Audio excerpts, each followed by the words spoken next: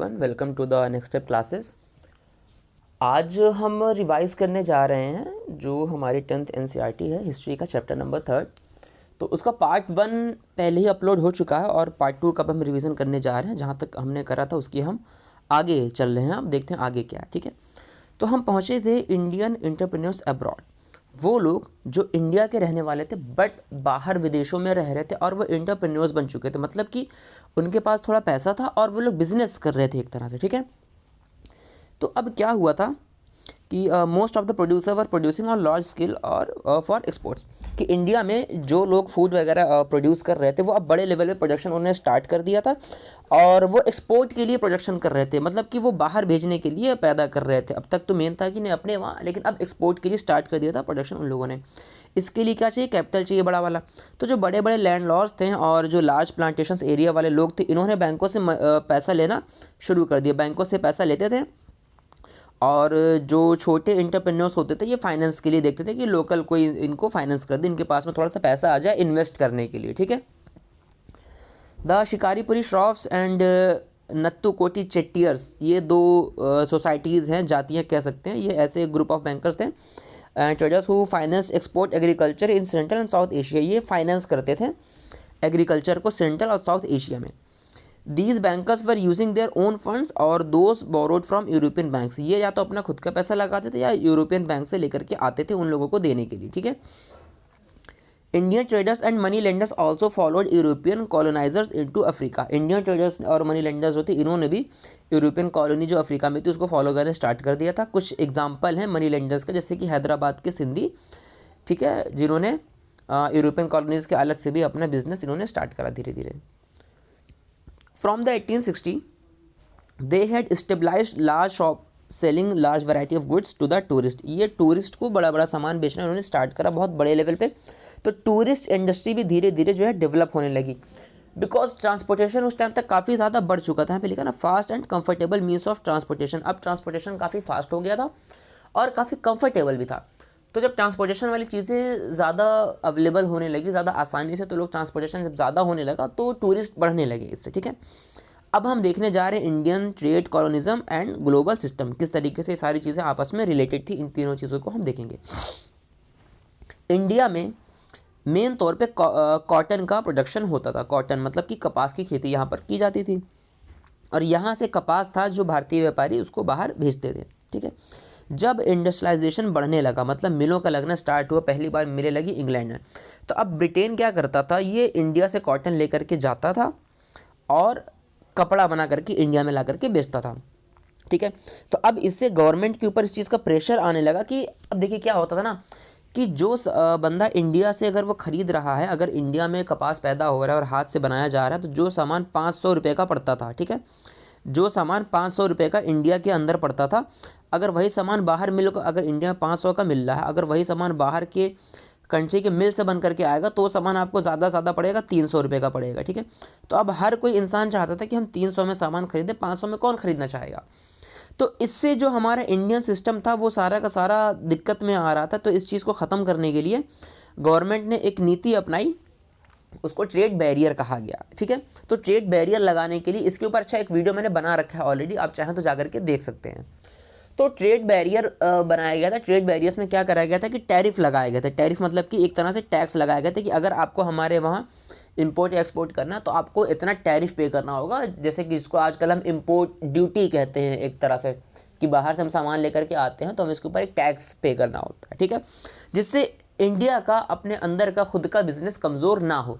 तो अब वो जो 300 का सामान था वो इंपोर्ट ड्यूटी लगने के बाद 500 के आसपास पहुंच जाता था। तो अब लोगों के पास में ऑप्शन थे कि 500 में आपको इंडिया का भी मिल रहा है, 500 में आपको बाहर का भी मिल रहा है, तो आप क्या लेना चाहते हैं, ये ऑप्शन अब बन गया था। इससे इंडियंस जो यहाँ के थे उनको थोड़ा सा फ़ायदा पहुँचा था बिजनेस के मामले में। ठीक है, from the early 19th century British manufacturers also began to search overseas market for their clothes. अब ब्रिटिश भी ओवरसीज़ मार्केट में अपने कपड़े के लिए बिजनेस को फैलाने के लिए उन्हें ढूंढना स्टार्ट कर दिया। ठीक है, इनका डबल इम्पैक्ट था यहाँ की टेक्सटाइल इंडस्ट्री पे। पहला, due to high rate of tariff the inflow of Indian textile in Britain began to decline. जो अब इंडिया से टेक्सटाइल का सामान ब्रिटेन में जाता था धीरे धीरे ये कम होने लगा हाई टैरिफ की वजह से। The British machine made textile products started giving a tough competition to the Indian textile industry at home. ये मैंने पहले ही बताया कि जो ब्रिटिश वाला जो इंडस्ट्री से बना हुआ कपड़ा आता था, टेक्सटाइल जो आता था, वो इंडिया के लोगों को टफ कॉम्पिटिशन दे रहा था। So there was a decline in share of cotton textile from 30% around 1800 to 15% by 1815। India का जो कॉटन का शेयर था, टेक्सटाइल का शेयर था, वो घट गया। कितना हुआ?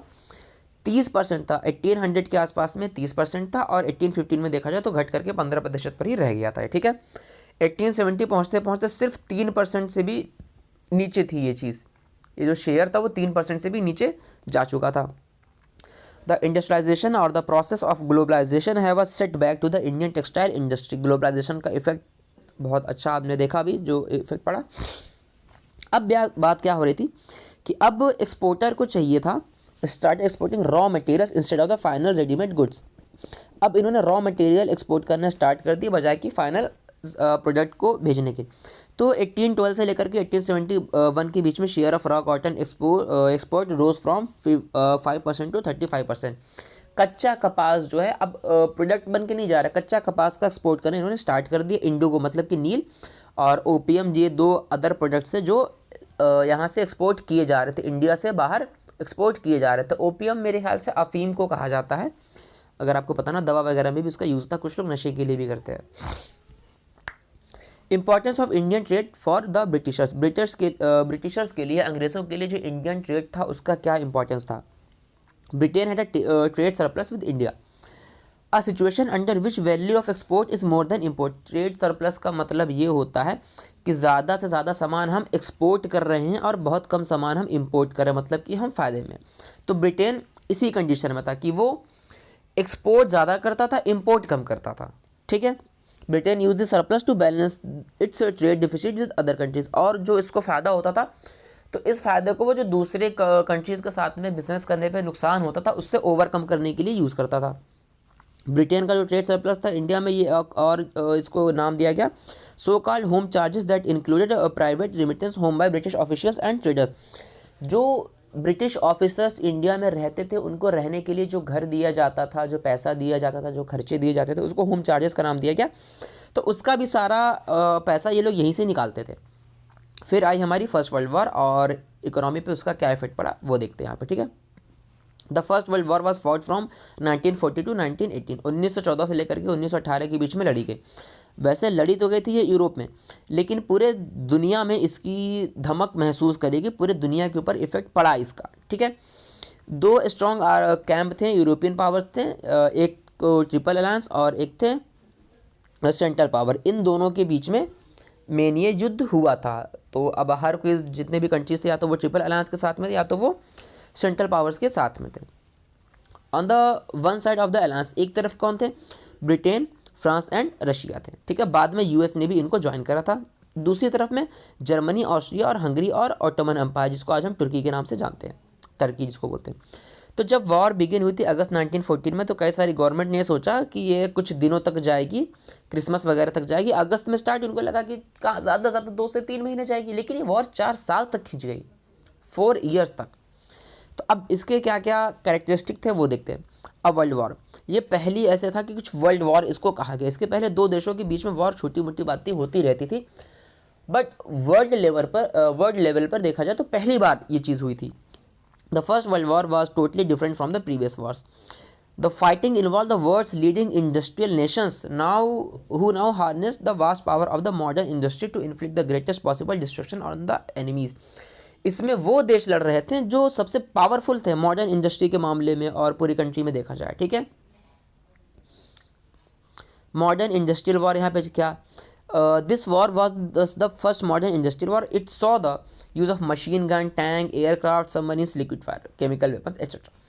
इंडस्ट्री लेवल पे भी ये वॉर लड़ी जा रही थी, बिकॉज किसके पास में कितनी बड़ी इंडस्ट्री है, कौन कितना ज़्यादा हथियार प्रोड्यूस कर पा रहा है, कौन कितनी अच्छी चीज़ें, आर्म वगैरह या आर्मर जो अपने खुद के सोल्जर्स को बचाने के लिए ढाल जिसको कहते हैं वो प्रोड्यूस कर पा रहा है। ये सब चीज़ें भी देखने को यहाँ पे मिली गई थी।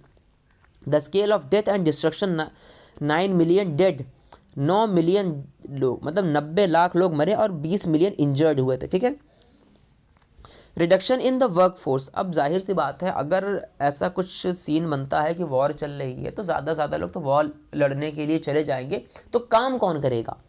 वर्क फोर्स में तो कमी आएगी ही आएगी, काम कौन करेगा?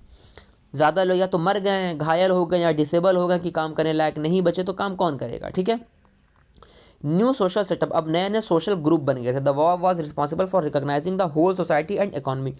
अब वॉर के दौरान क्या हुआ था, इंडस्ट्रीज़ को रीस्ट्रक्चर किया गया था, वॉर से रिलेटेड सामान ज़्यादा प्रोड्यूस करे जा रहे थे, इससे कंज्यूमर गुड्स में कमी आई थी, रोज़मर्रा के सामानों में कमी आई थी, सारा का सारा जो सोसाइटी थी वो सारी की सारी वॉर के हिसाब से लगी हुई थी कि जो मेन थे, गर्म खून थोड़ा होता है, वो हमेशा बैटल करना चाहते हैं, और वुमेन होती हैं वो रहती हैं कि अब वुमेन को कहाँ आना पड़ा, उनको जॉब करने के लिए आना पड़ा, ताकि हम जॉब करें, वुमेन्स जॉब करें और मेन जा कर के वॉर लड़ सके वहाँ पर।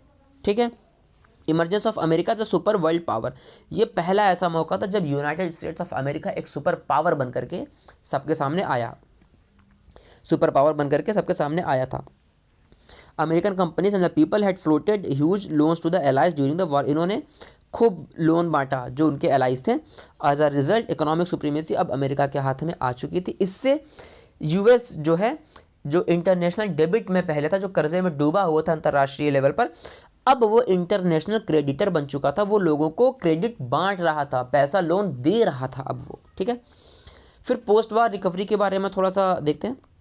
पोस्ट वार रिकवरी का मतलब वही कि वार में जो आपका नुकसान हुआ उससे आप उभरे कैसे, आपने रिकवर कैसे करा जो आपके नुकसान हुए थे वहाँ पर।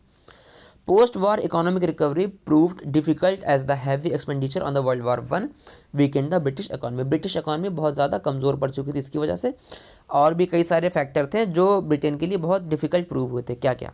पहला, Britain was preoccupied with war industries of India, Japan got a chance to develop. अब ब्रिटेन जब लगा हुआ था वॉर के चक्कर में, तो इंडिया और जापान को डेवलप करने का एक चांस मिल गया, तो ब्रिटेन को कंपटीशन मिलना स्टार्ट हो गया, स्पेशली जापान से।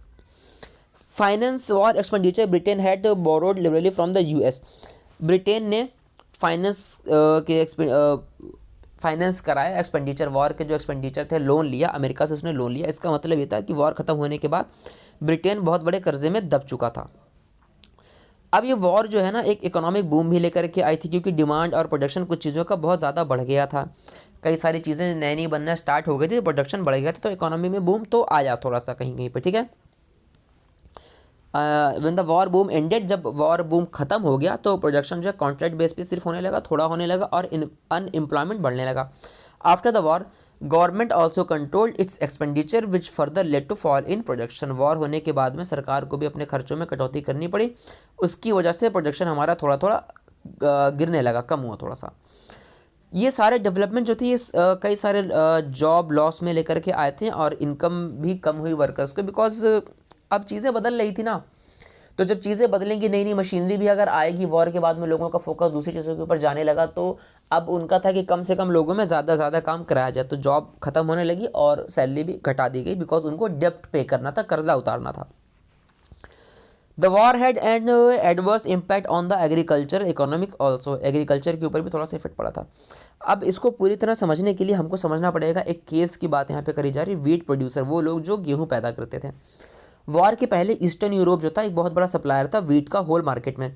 जब ये सप्लाई डिसरप्ट हो गई वॉर की वजह से, तो वीट प्रोडक्शन जो है कनाडा, अमेरिका और ऑस्ट्रेलिया में जो है एक्सपेंडेड ड्रामेटिकली, इन जगहों पर बढ़ गया। ठीक है। जब वॉर ख़त्म हुई तो ईस्टर्न यूरोप जो दोबारा से इसने अपना काम चालू कर लिया, and created a glut in wheat output, grain prices fell, rural income decline and farmers fell deeper into डेब्ट।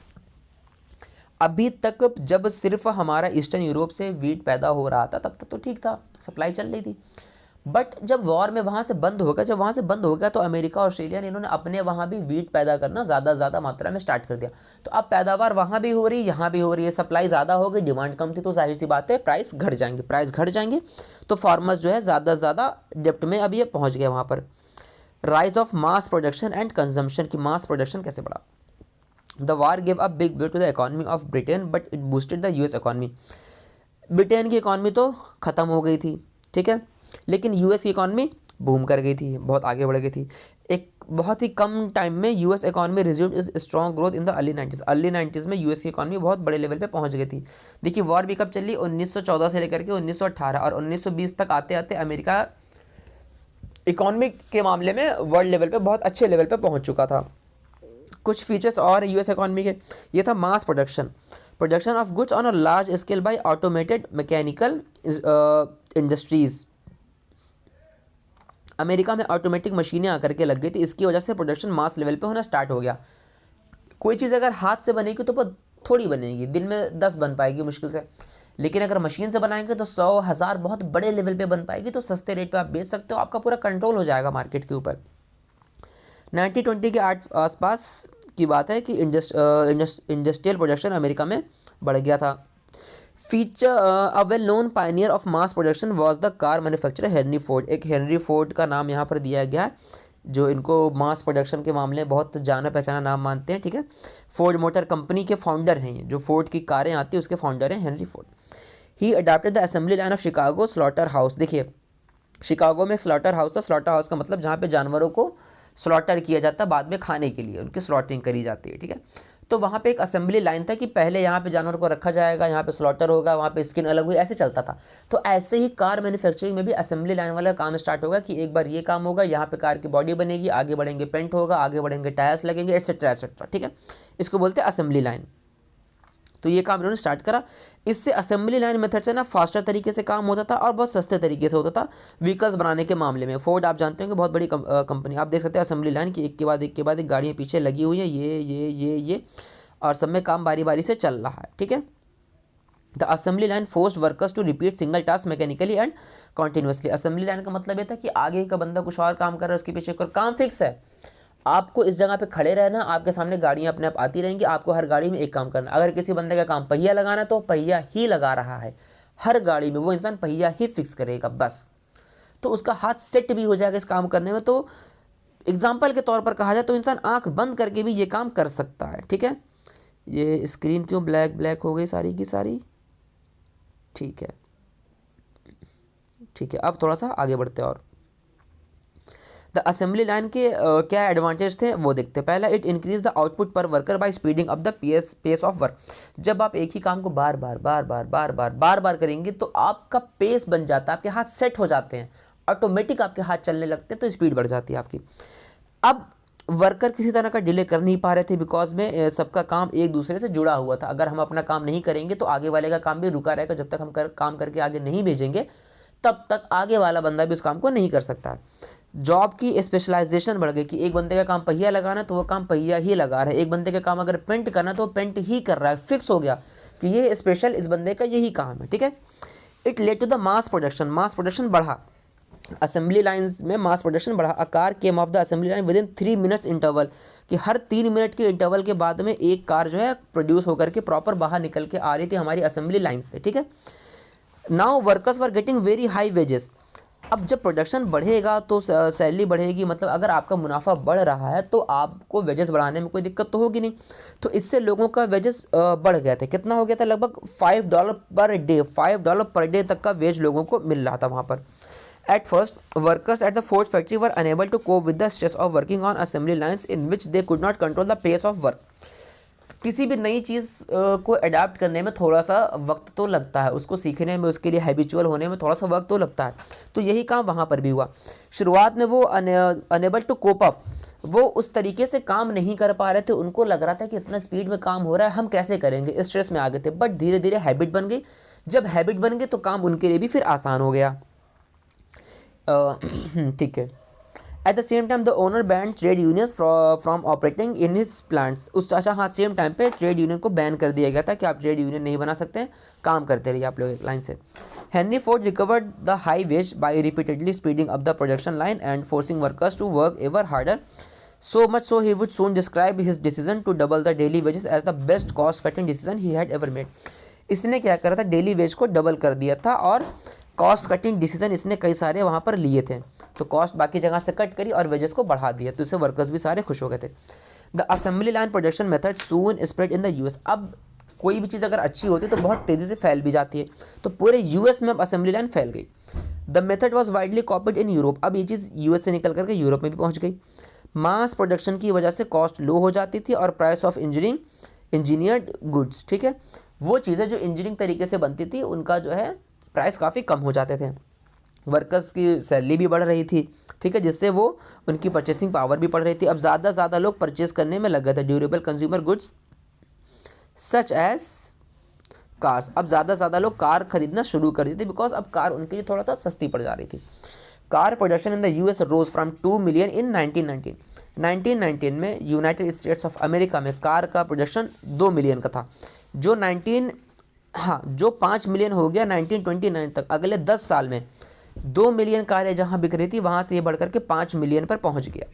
Similarly there was a huge demand of refrigerator, washing machine, radios, gramophone player etcetera etcetera. ये वो चीज़ें थी जो एक आम इंसान नहीं खरीद पा रहा था बिकॉज ये थोड़ी महंगी पड़ती थी। बट जब मास प्रोडक्शन स्टार्ट हुआ तो ये चीज़ें भी सस्ती हो गई। जब सस्ती हुई तो आम इंसान ने भी खरीदना स्टार्ट कर दिया। अब खरीदना स्टार्ट कर दिया तो अब वहाँ पे जो है लोगों ने खरीदना चालू कर दिया ज़्यादा से ज़्यादा बिकॉज वो सस्ती हो गई थी। The demand was also fulfilled by a boom in the house construction. House construction में भी बूम आया था। होम ओनरशिप में फाइनेंस वगैरह फिर से आ गया बिकॉज लोग सोचते हैं कि थोड़ा पैसा हमारे पास में, थोड़ा सा लोन ले लेते हैं, अपना काम कर लेते हैं।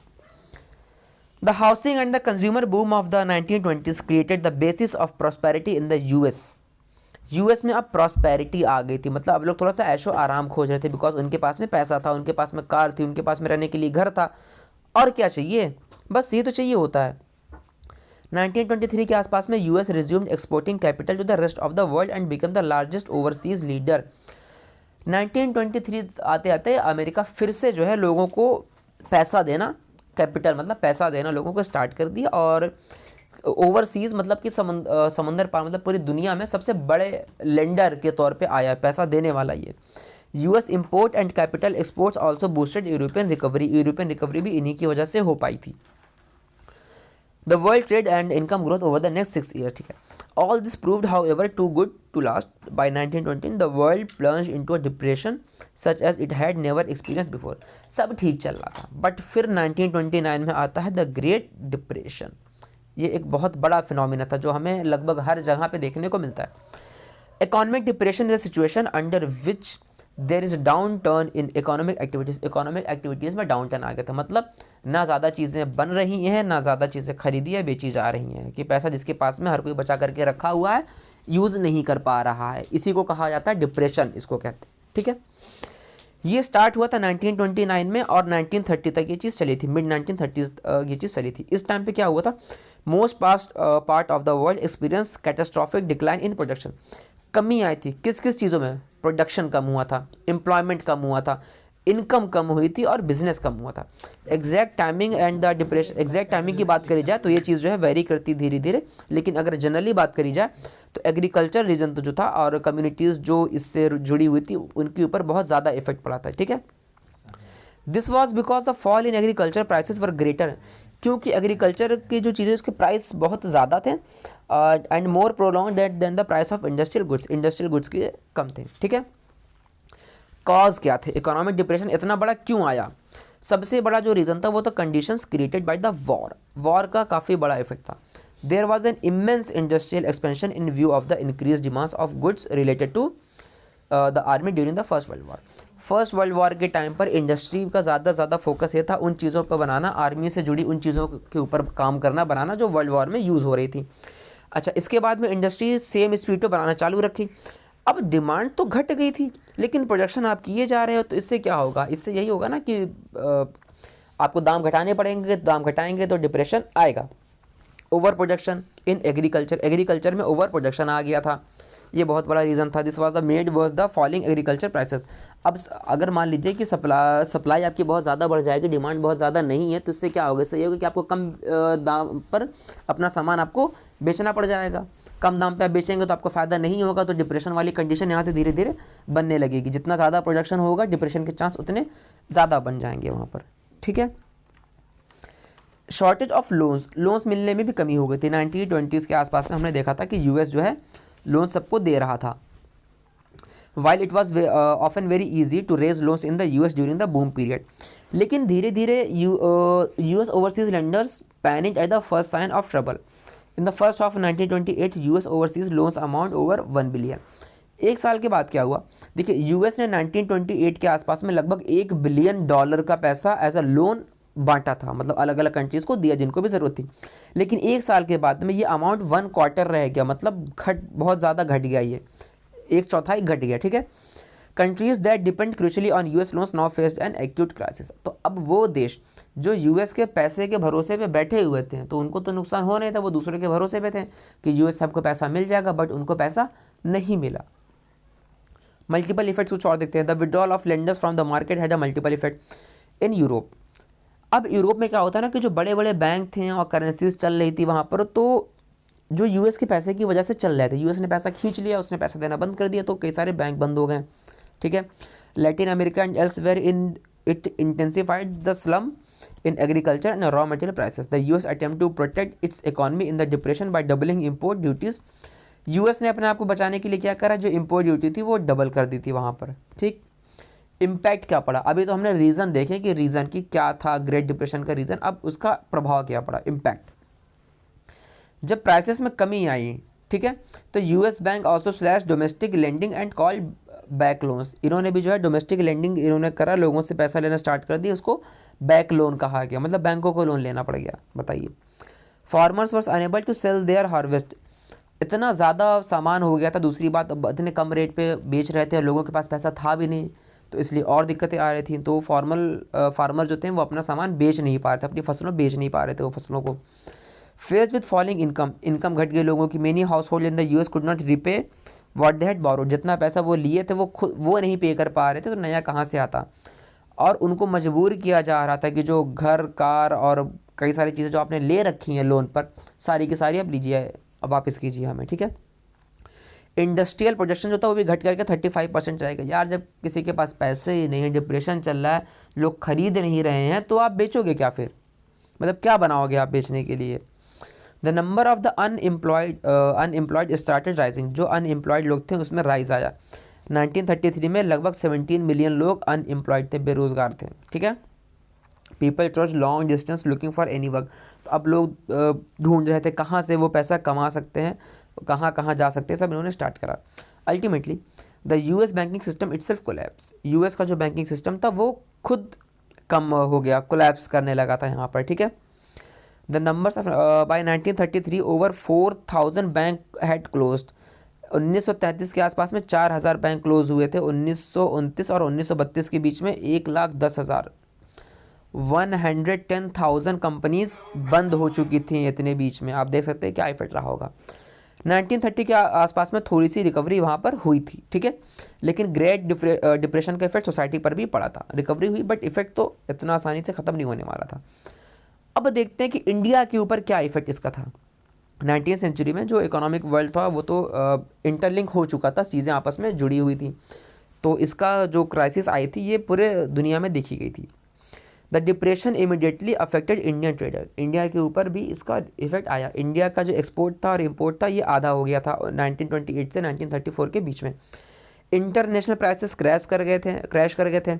बिटवीन 1928 एंड 1934 इंडिया में जो गेहूं के दाम थे वो आधे हो गए, 50% से वो कम हो गए थे।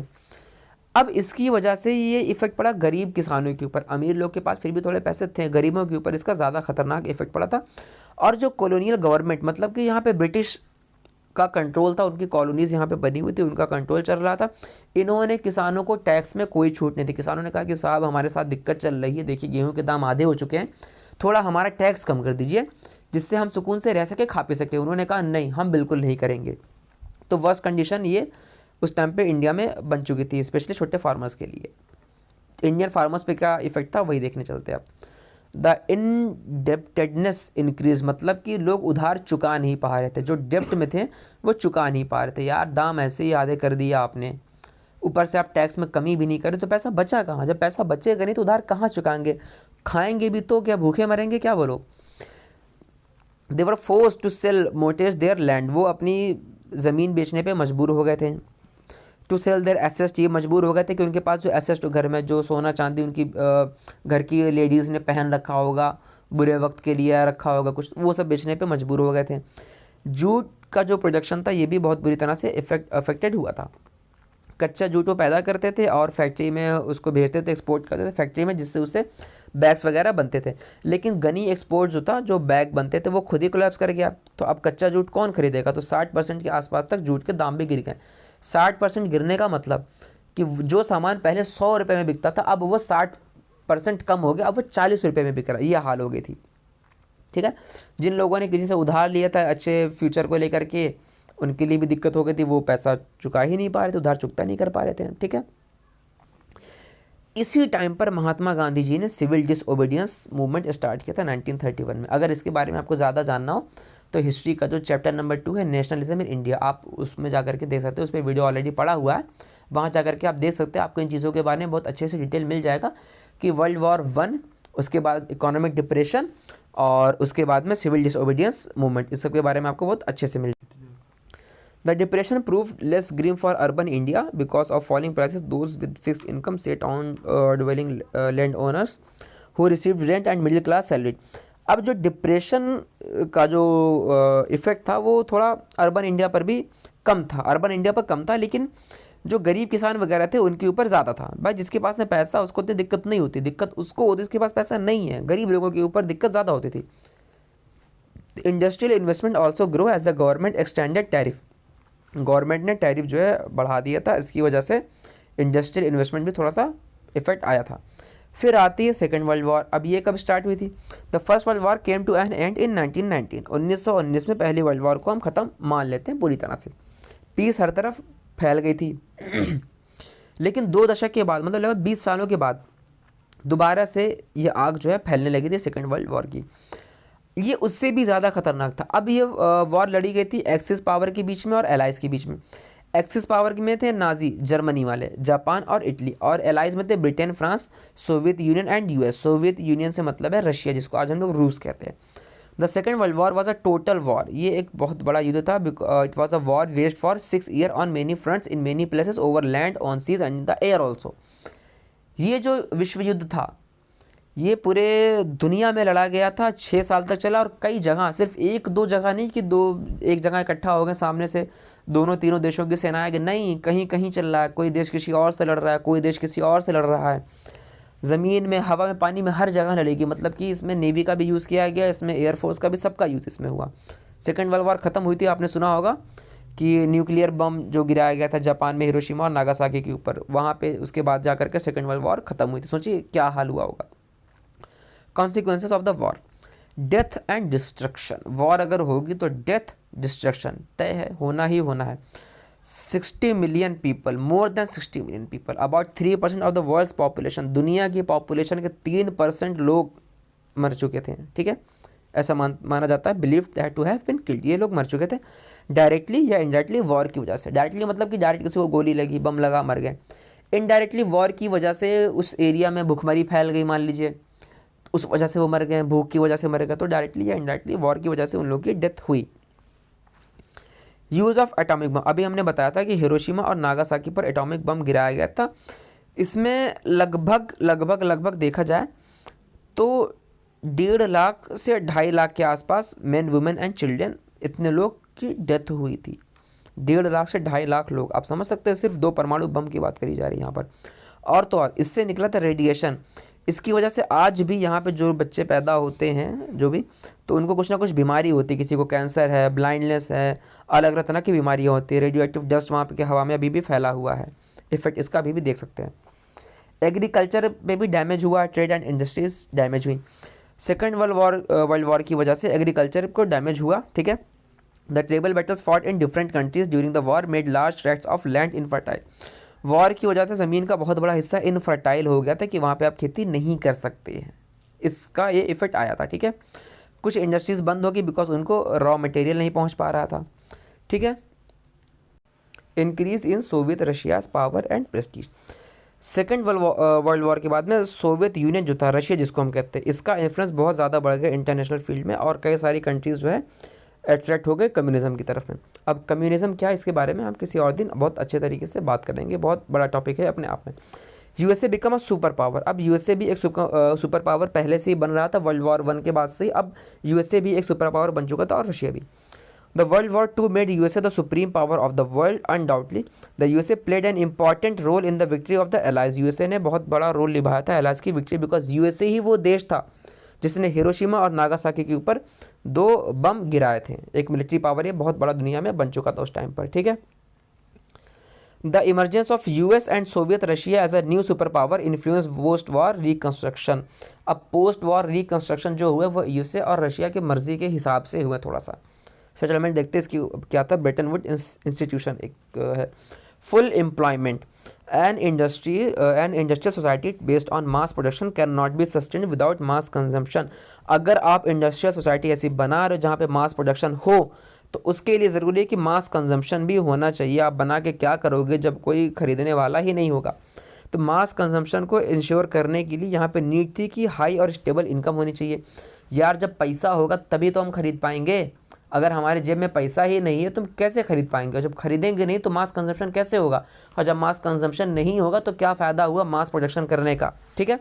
इसलिए इकॉनमी बढ़ाने के लिए फुल एम्प्लॉयमेंट के ऊपर ज़्यादा जोर दिया गया। इंटरवेंशन ऑफ द गवर्नमेंट की अब क्या था कि अब गवर्नमेंट भी जो है ये बिजनेस को थोड़ा सा कंट्रोल करेगी। Before the second world war most of the economic believe that the capitalist economics और मार्केट्स आर सेल्फ सस्टेनिंग। पहले सेकेंड वर्ल्ड वॉर के पहले लोग ये सोचते थे या उनको ऐसा ये फील होता था कि जो कैपिटलिस्ट लोग हैं, मतलब बड़े बड़े इंडस्ट्रियल वाले लोग जिनके पास में पैसा सारा भरा हुआ, ये सेल्फ सस्टेन करें, मतलब कि गवर्नमेंट कुछ ना बोले, ये अपने हिसाब से करते रहें। बट अब लगा कि नहीं, गवर्नमेंट को बीच में आना पड़ेगा, बिना गवर्नमेंट के ऐसे काम नहीं चलने वाला है, ठीक है।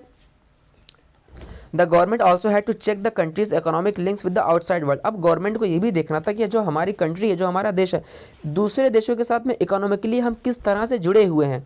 The goal of full employment could only the achieved if government had power to control flow of goods, capital and labour.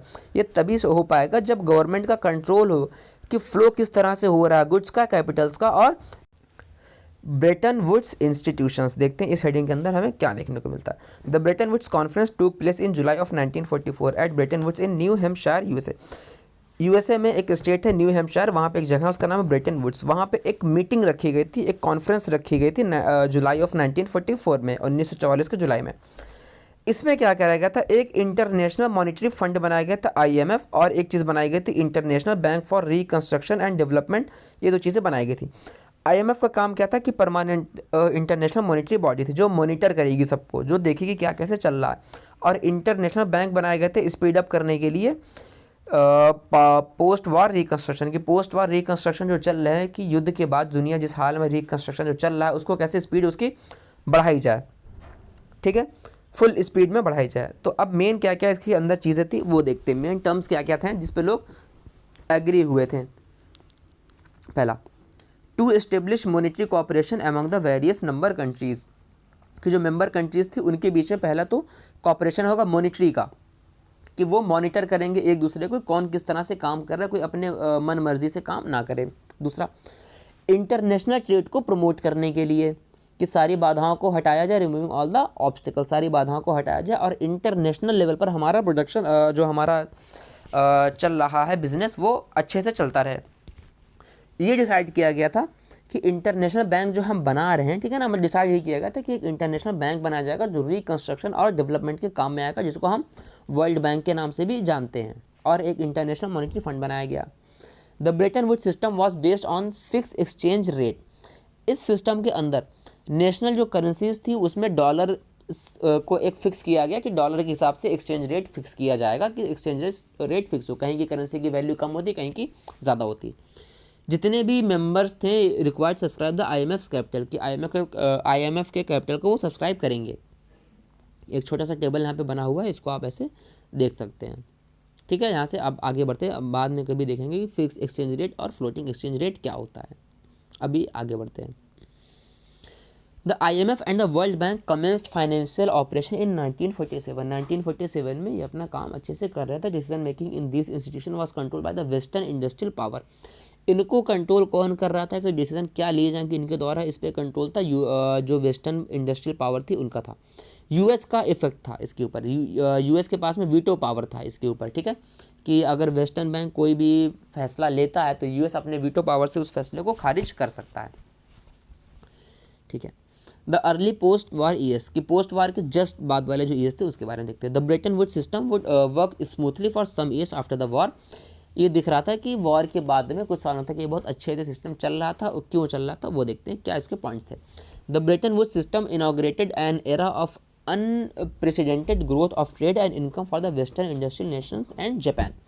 कि जो वेस्टर्न इंडस्ट्री वाले जो नेशंस थे और जो जापान था उनके बीच में सिस्टम बहुत अच्छे से चल रहा था, बहुत सही तरीके से।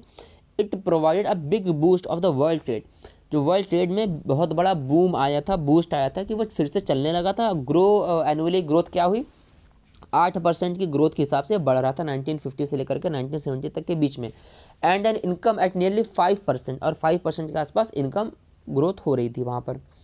The system also control the unemployment को भी कंट्रोल कर रहा था, जो कि 5% which average less than 5% the most industrial countries. वो कंट्रीज़ जहाँ पे इंडस्ट्रीज़ थी वहाँ पे अनएम्प्लॉयमेंट 5% से भी कम रह गया था अब। These decades also saw the world wide spread of technology and enterprises. पूरे देश में टेक्नोलॉजी फैलना स्टार्ट हुई और इंटरप्राइज मतलब कि बिजनेस करना सबने स्टार्ट करा। Developing countries were in a hurry to catch up with the advance industrial countries. वो कंट्रीज जो भी डेवलप हो रही थी, डेवलपिंग कंट्रीज़, इनके अंदर भी होड़ मच गई आपस में कि किस तरह से जल्दी जो हमारी एडवांस कंट्रीज़ हैं वहाँ तक हम पहुँचे। तो उन्होंने बहुत बड़े अमाउंट में कैपिटल को इन्वेस्ट करना स्टार्ट कर दिया था। फिर बात आती है डीकोलोनाइजेशन एंड इंडिपेंडेंस। देखिए, कॉलोनाइजेशन का मतलब यही है कि जो बाहर की कंट्रीज से जो लोग यहाँ पे आए और यहाँ पे अपनी कॉलोनीज़ बनाई और यहाँ पे कंट्रोल ले लिया, कब्जा कर लिया। अब धीरे धीरे वो छोड़ करके जा रहे थे और हम आज़ादी की तरफ बढ़ रहे थे। सेकेंड वर्ल्ड वॉर के बाद में हमको मौका मिल गया कि फ्रीडम मूवमेंट्स को हम बहुत सही तरीके से चला सकते हैं। आप वाकई में अगर अच्छे से जानना चाहते हो तो आप जो हमारा हिस्ट्री का सेकंड वाला चैप्टर, उसका वीडियो मैं ऑलरेडी बना के डाल चुका हूँ, आप उसको देख सकते हो। उससे आपको समझ में आएगा कि सेकंड वर्ल्ड वॉर और इंडिपेंडेंस के बीच में क्या रिलेशन रहे हैं। ठीक है। The newly independent countries were looking for some international organization which could help them to come out of economic problems। अब आप आज़ाद तो हो गए, बट आपको कोई ऐसा चाहिए हेल्प करने के लिए जो इकोनॉमिक लेवल पर आपकी हेल्प कर सकता हो। ठीक है। The IMF and the world bank, ये दो ऐसे थे जो फाइनेंशियल नीड्स को फुलफिल करने के लिए बनाए गए थे इन कंट्रीज़ के लिए। They were not equipped to cope with the challenge of poverty and lack of development in the newly development countries. इनका ये काम नहीं था कि वो गरीबी को देखें या लैक ऑफ डेवलपमेंट को देखें, इनका काम था कि वो इकोनॉमी को थोड़ा सा देख करके चल सकते हैं। But as the Europe and Japan rapidly rebuild their economy, Europe और जापान ने तो अपनी इकोनॉमी बहुत तेज़ी से बना ली थी। ठीक है। दे ग्रू लेस डिपेंडेंट, वो IMF के ऊपर ज़्यादा डिपेंडेंट नहीं थे। इसलिए 1950 में ब्रेटन वुड्स इंस्टीट्यूशन जो कि IMF और वर्ल्ड बैंक है, ये शिफ्ट हो गया इनका अटेंशन अदर डेवलपिंग कंट्रीज़ के ऊपर। देखिए, हमने कहा ना कि ये जो दो कंट्रीज़ का नाम है कि यूरोप और जापान ने अपनी इकॉनमी जल्द से जल्द बना ली। तो जब इनकी इकॉनमी मजबूत हो चुकी थी तो ये IMF के ऊपर डिपेंड क्यों करेंगे। IMF भी ध्यान उनके ऊपर देगी जो अभी डेवलप हो रहे हैं, तो बाकी कंट्रीज़ की तरफ इनका ध्यान जा चुका था वहाँ पर। आज़ादी के कई साल के बाद भी कई सारी कंट्रीज़ थी जो अभी भी बिग पावर के कंट्रोल में थी, बहुत बड़ी बड़ी कंट्रीज़ के कंट्रोल में थी। क्यों थी, देखते हैं। The newly independent countries were dependent on Bretton Woods institution for their economic development. उनको इकोनॉमिक डेवलपमेंट के लिए IMF के ऊपर कंट्रोल हो रहे थे, और जो IMF था ये किसी और के द्वारा कंट्रोल हो रहा था, कुछ बड़े पावर्स के द्वारा कंट्रोल किया जा रहा था। तो अनफॉर्चुनेटली बाय डिफ़ॉल्ट ये कंट्रीज़ उन बड़ी कंट्रीज़ के अंडर में आ चुकी थी। ठीक। डीकोलोनाइजेशन के कई साल बाद भी जो फॉर्मर कॉलोनियल पावर्स थे वे अभी भी मेन कंट्रोल में थे इकोनॉमिक पावर में और नई कंट्रीज़ में, जैसे कि ब्रिटिश और French business still control vital resources such as minerals and land in many of their former colonies in other parts of the world where they had earlier wielded political influence. जहाँ पे इन्होंने अपना political influence बना लिया था, ठीक है, और तो वहाँ पे ये बना करके रखे हुए थे अपना, जैसे कि मिनरल्स या लैंड पे उनका कंट्रोल था, तो ये वहाँ से अपना पावर कंट्रोल ये हटा नहीं रहे थे, अभी भी ये पावर अपना कंट्रोल वहाँ बना करके रखे हुए थे। ठीक है, पॉलिटिकल तौर पर। Large corporations of the other powerful countries, जैसे कि एग्जांपल के तौर पर देखा जाए कि US जो था, also often manage to secure rights to exploit developing countries natural resources very cheaply. इसके पास में तरीके से इसने कुछ ऐसे अधिकार बचा के रखे थे कि जो डेवलपिंग कंट्रीज़ हैं उनके पास जो नेचुरल रिसोर्स हैं उनको हम बहुत सस्ते दामों में हम उसको यूज़ कर सके, एक्सप्लॉइट कह सकते हैं इसको हम। ठीक है। Most of the developing countries did not benefit from the fast growth of the western experienced in 1950 and 60। 1950 से लेकर 60 के बीच में जो डेवलपिंग कंट्रीज़ थी हमारी ज़्यादातर, उनको बहुत फास्ट ग्रोथ इस वजह से नहीं मिल पाई थी। तो उन्होंने आपस में मिल करके एक ग्रुप बना जिसको हम G77 कहते हैं, ठीक है। और इन्होंने डिमांड करा एक नई इंटरनेशनल इकोनॉमिक ऑर्डर, इसको NIEO के नाम से कहा जाता है, ठीक है। The NIEO was a set of proposals put forward during the 1970s। 1970 के आसपास में कुछ इन्होंने बातें सामने रखी मिल करके। To revise the international economic system in favour of developing countries. इन्होंने कहा कि ऐसा है कि अब जो नया इंटरनेशनल सिस्टम बनाया जाएगा इकोनॉमी को लेकर के, तो हमारा मेन फोकस उन कंट्रीज़ पे होगा जो भी डेवलपिंग है। बिकॉज जो कंट्रीज़ डेवलप हो चुकी उन्होंने IF मिल करके बनाया, IMF, लेकिन वो इस हिसाब से बनाया कि जो डेवलपिंग कंट्रीज़ है उनको हम कैसे एक्सप्लॉइट कर सकें, उनके नेचुरल रिसोर्सेज को हम कैसे यूज़ कर सकें। तो इनका था कि हमें खुद के ऊपर ध्यान देना है, ठीक है। The developing nations wanted a system that would give them a real control. ये चाहते थे कि हमें सारा कंट्रोल खुद रियल में मिले है जो हमारे नेचुरल रिसोर्सेज है, वरना IMF पे तो दूसरों का कंट्रोल हुआ करता था। The developing nations wanted to set a system under which they could get a fair price for the raw materials and better access for the manufactured goods. ये चाहते थे कि जो सामान हमारा रॉ मटेरियल है और जो हमारा फाइनल गुड बन रहा है उसका भी हमको एक फेयर प्राइस मिले, जितना हमारा हक बनता है उतना पैसा हमें दिया जाए। डेवलपिंग कंट्रीज़ एक चीज़ और ही चाहती थी, to regulate and control the activities of the multinational corporation, जिसको हम MNC कहते हैं। तो ये चाहती थी कि MNCs भी हमारे कंट्रोल में रहे, उसकी एक्टिविटीज़ को हम कंट्रोल करके रखें जो आपस में बिजनेस कर रही हैं। ब्रेटन वुड्स एंड हुआ और ग्लोबलाइजेशन का शुरुआत हुई। उसकी कैसे हुआ? The Bretton Woods system work for the some years, कुछ सालों के लिए चला, 1960 से लेकर के 70 तक में कुछ कई सारे बड़े बड़े चेंजेस हुए जिससे ये चीज़ ख़त्म हो गई। Fix exchange rate was replaced by a floating exchange rate. अब जो फिक्स एक्सचेंज रेट था अब उसकी जगह पर एक नया फ्लोटिंग एक्सचेंज रेट आ चुका था। US करेंसी की वैल्यू गिर चुकी थी। 1960 के आसपास में US अब डोमिनेट नहीं था इकोनॉमिक पावर, ऐसा इकोनॉमिक पावर ये डोमिनेट नहीं था और लगभग 20 सालों तक ऐसा रहा, 2 डिकेड्स तक। The US dollar now no longer commanded confidence as the world principal currency. अब जब US की वैल्यू ही गिर गई करेंसी की, तो अब वो एज अ वर्ल्ड करेंसी उसको प्रिंसिपल करेंसी कैसे मान सकते हैं, ठीक है। अब डॉलर की भी जो वैल्यूएशन थी वो गोल्ड में देखी जाती थी, ये था। इस चीज़ को कभी अच्छे से समझेंगे इकोनॉमिक्स में तो अच्छे से एक्सप्लेन कर पाएंगे फिर इसको। कुछ नई पावर्स बन करके आ गई थी। 1960 के आसपास में एक नाम आता है यूरोपियन इकोनॉमिक कम्युनिटी बनी थी, ठीक है, जापान में। And Japan have become international economic power. ये 2 बड़े इकोनॉमिक पावर बन चुके थे जो अपने खुद के हक के लिए लड़ रहे थे, with the total reserves exceeding those of the US, with a higher level of growth and trade and with per capita income approaching that of the US। इन दोनों का सिस्टम ये था, मिलकर के इन्होंने इस तरीके से काम किया कि जो पर कैपिटा इनकम थी वो US की पर कैपिटा इनकम के बराबर में पहुंच रही थी। तो US, यूरोप और Japan were narrowing the gap between themselves and the United states. अब ये मिलकर के यूरोप और जापान अपने और US के बीच में जो गैप बना हुआ था इकोनॉमिक वाला, ये उसको कम करने पर लगे हुए थे। फिर वेस्टर्न में कुछ कमर्शियल बैंक का राइज हुआ 1970 के आसपास में। कुछ इंटरनेशनल फाइनेंशियल सिस्टम भी चेंज हुआ था कई तरीकों में देखा जाए तो। पहले डेवलपिंग कंट्रीज़ जो थी वो इंटरनेशनल इंस्टीट्यूशन की तरफ लोन के लिए आती थी अपने डेवलपमेंट के लिए, लेकिन but now they were forced to borrow from western commercial bank. अब उनको फोर्स किया है कि नहीं, जो वेस्टर्न कमर्शियल बैंक बन रहे हैं और प्राइवेट लेंडिंग इंस्टीट्यूशंस हैं, आप उनसे लोन लीजिए। This led to a periodic डेब्ट crisis in the developing world. अब डेवलपिंग वर्ल्ड के अंदर एक नया एक डेब्ट वाला क्राइसिस आ रहा था and lower income along with increase poverty. Africa जैसे देशों में पॉवर्टी भी बढ़ रही थी इसकी वजह से। Problem of unemployment.